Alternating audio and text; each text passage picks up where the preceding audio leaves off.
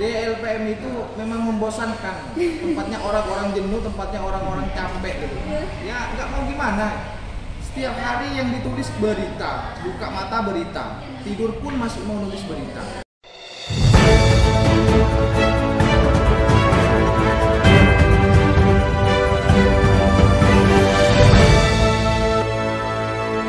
Assalamualaikum warahmatullahi wabarakatuh. Sekarang Vivi sedang bersama orang penting di LPM Retorika STGB PGRI Sumeneb. Yang pertama adalah mantan petinggi pimpinan umum dari LPM Retorika STKIP PGRI Sumeneb periode tahun 2017-2018 ya kan? Terus yang lebih tepatnya sampai 2019 ya. 2 tahun. Nah, dan yang satunya lagi adalah pimpinan umum masa jabatan yang sekarang 2020-2021. Kayaknya kalau nggak kenal kayak kurang gimana gitu kan. Kenalan dulu boleh lah. Ya. Pernah di LPM, saya Hendra ya. Ya. Di LPM itu sebenarnya saya mengakui kalau kepengurusan tidak terlalu formal untuk menjabat selama 2 tahun, tapi kalau berproses sudah sejak tahun 2015 sebelum masih menjadi kader sampai 2016 menjadi pengurus harian dan 2017 sampai 2019 awal adalah itu menjadi pimpinan umum di sana, di mana pada waktu itu anggota saya yang angkatan saya ini tinggal 2 orang untuk berpengurus sendiri. Jadi ke bawahnya itu diteruskan oleh kepengurusan yang baru tahun 2017, 18, sama 19 yang di bawahnya saya.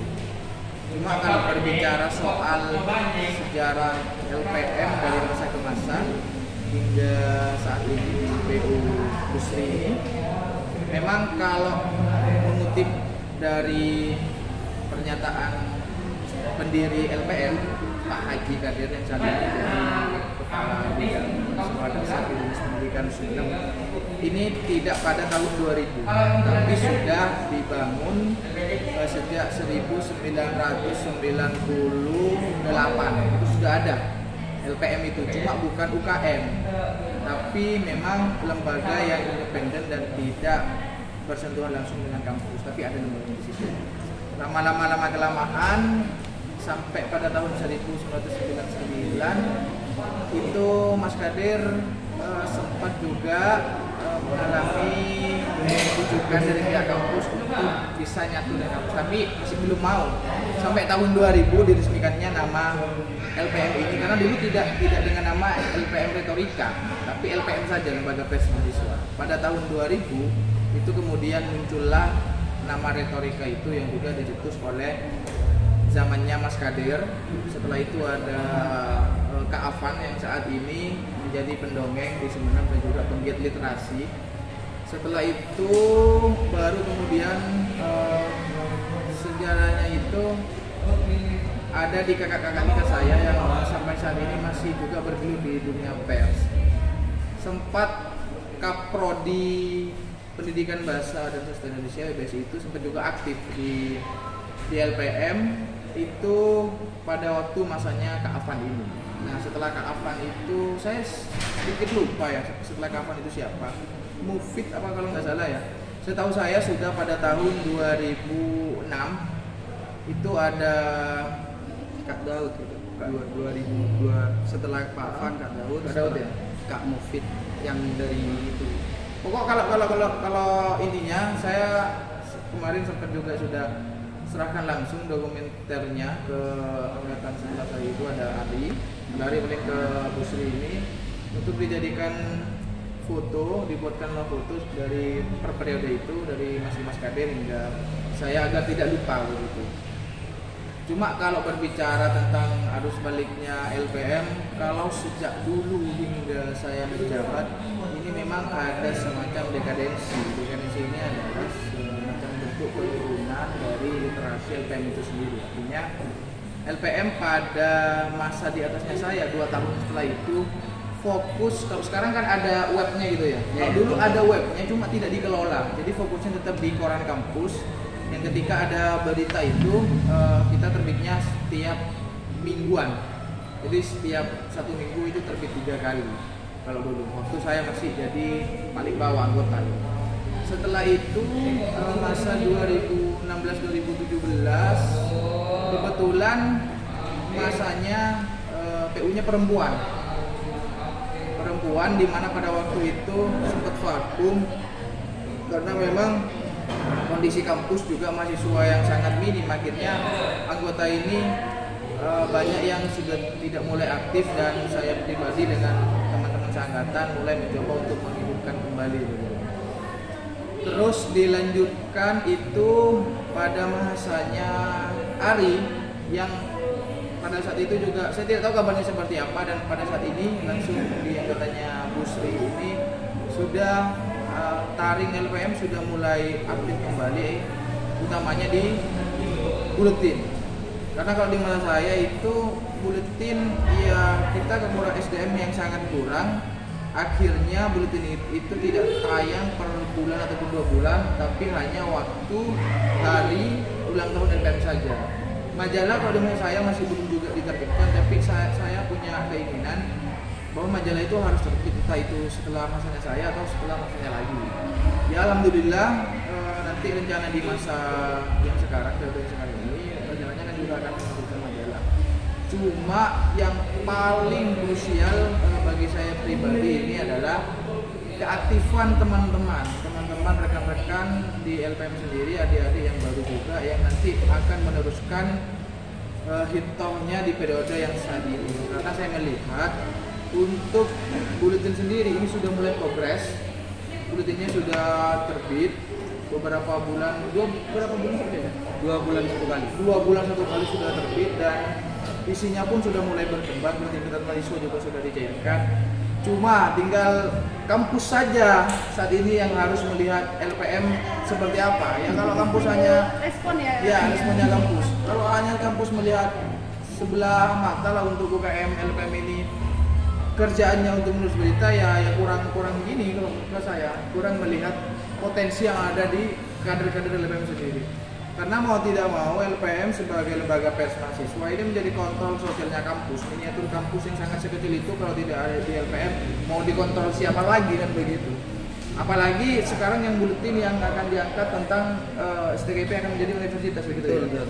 Nah, kalau tidak dikawal oleh teman-teman lembaga pers ini, ya saya rasa kampus pasti akan berdiri dengan satu kaki.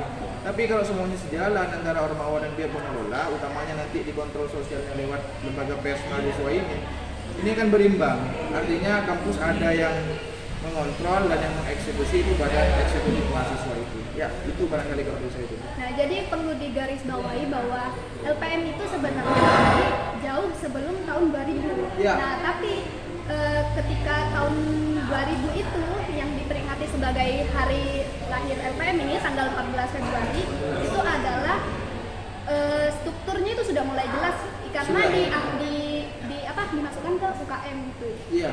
Kalau yang sudah dicantumkan tanggal 14 Februari itu hari lahir LPM itu yang sudah LPM jadi UKM. Iya. Jadi unit kegiatan mahasiswa. Kalau sebelum itu independen masih. Jadi belum jelas arahnya LPM itu kapan tanggal lahirnya. Hanya saja karena sudah pengurus pada waktu itu menerbitkan, masanya Kak Didi waktu itu, Kak Didi itu menerbitkan majalah 2 kali karena di 2 periode, 2 kali menerbitkan majalah selama 2 tahun dan buletinnya itu aktif. Kalau yang Kak Didi itu dulu bukan Lugas juga kayaknya. Lugas kayaknya dia 3 bulan 1 kali kalau nggak salah kalau yang Kak Didi. Cuma aktif juga. Yang terpenting kalau di LPM itu adalah karya dan hasil dari teman-teman sendiri.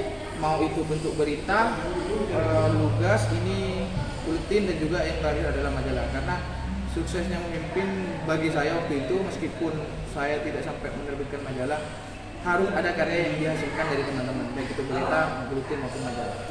Berbicara tentang majalah dan buletin, Kak, kan yang masa kakak itu mengalami dekadensi karena sumber daya manusianya sedikit gitu ya. Nah, mungkin buletin ini sama majalah bisa jadi momok buat anak-anak nggak kira-kira? Jadi ini susah gitu. Jadi kita harus butuh yang lebih gitu. Nah itu gimana tuh biar anak-anak itu nggak kepikiran ke situ gimana? Kalau kerja kerasnya sih butuh kerja ekstra memang. Buletin saja waktu itu saya sedikit cerita ya. Buletin saja saya ngerjain editingnya itu sendiri. Editingnya sendiri, terus juga editornya juga sendiri. Teman-teman tugasnya hanya mengumpulkan data-data yang kita sepakati bersama akan mengangkat tema apa gitu. Jadi teman-teman berjalan untuk mengumpulkan data, ya terus kemudian diolah menjadi baik itu berita, terus artikel, esai maupun opini dan fiksi dan non fiksi itu. Kemudian editornya saya sendiri. Karena pada waktu itu kekurangan SDM di situ yang memahami untuk menjadi editorial di penerbitan buletin.